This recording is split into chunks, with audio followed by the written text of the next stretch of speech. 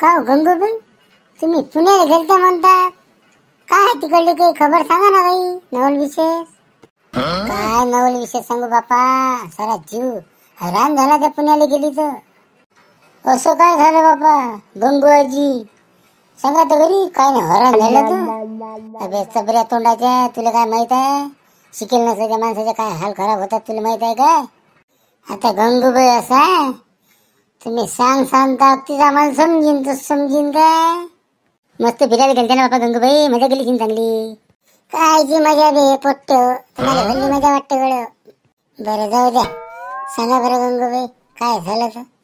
अरे बापा झालं काहीच नाही, पण पुण्याला जायला डोकं खराब झालं आलं म्हणजे.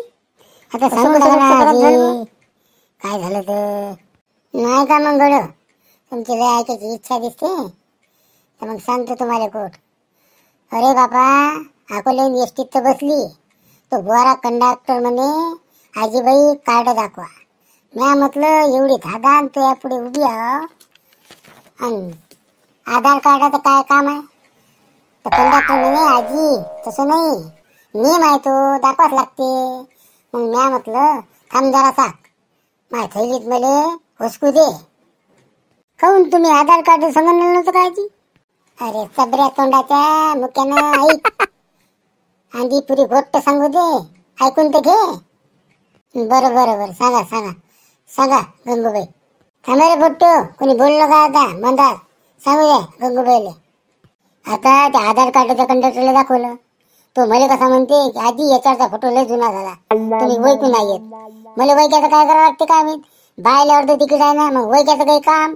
बाई म्हणजे बाई, मले बाबू तू अर्ध तिकीट सारखं सुद्धा दे, बाकीच्या घरी काही झाडू नको. त्यानं मोकड्याने तिकीट काढलं मला दिलं. बरं बरं बरं, पुढची गोड सांगा आता गंगूबाई. पुढची काय गोड बापा, आता मी आपल्याकडे ऑर्डिनरी गाडीने जात असतो, त्या काही कुठे थांबत नाहीत ना, चहा प्यायला नाही थांबत ना, लय गुल्या नाही थांबत ना, जेवायला नाही थांबत. आता मला काय माहित अकोल्याची गाडी आहे आणि पुण्या लोक हे थांबीन, जेवायला थांबीन, लगविले थांबीन, मला काही माहित नव्हतं. आता गाडी धाब्यावर थांबली, आता लोक उतरले नाही, म्हटलं आपल्याला काही काम नाही, आपण काही उतराव नाही. पण त्या गाडीला लागला टाईम, मग त्याच्यानं मला असं म्हणणं झालं की आपण उतरा ना, आपण जावं लगविले. बरं बापा तो ते उतरलो तर 10-15 एसट्या साऱ्यासारख्या. आता तिथं वाचता येत नाही, सारा बोर्ड सारखेच दिसतात. आता बापा या एसटीच्या जोड जाव, त्या एसटीच्या जोड जाव, साऱ्या एसटी हिंडली. पण पहिलीच मी उशिरा उतरली, मग साऱ्या एसट्या हिंडली, पण मला काही कंडक्टर नाही दिसला ना, ड्रायव्हर नाही दिसला वैकीचा. साऱ्या एसट्या नवळ्या होत्या. आता मी म्हटलं आपली एसटीच कोणती अशी, म्हटलं आता आपण एक काम करा, आता आपण त्या हॉटेलवाल्याजवळ जाऊ, त्याला सांगा की अपार हो मी ज्या या एसटीत होती अकोल्याहून पुण्याला चालली होती, पण ते मला एसटी काही दिसून नाही राहिली. त्या हॉटेलवाल्याजवळ गेली तर त्यानं डोक्याला हात मारला, म्हणे आजी ते एसटी गेली. मग त्यानं त्या ड्रायव्हर कंडक्टरला कोणाला फोन केला देवजानं, त्यानं फोन केला आणि ती एसटी मागं वापस बोलावली. अरे का बुरी गोड, आजीनं घोर केला गळ्या, एसटी वापस बोलावली म्हणजे काय गंमतची गोड झाली काय. मग त्यानं बसबे तू तपड नको करू.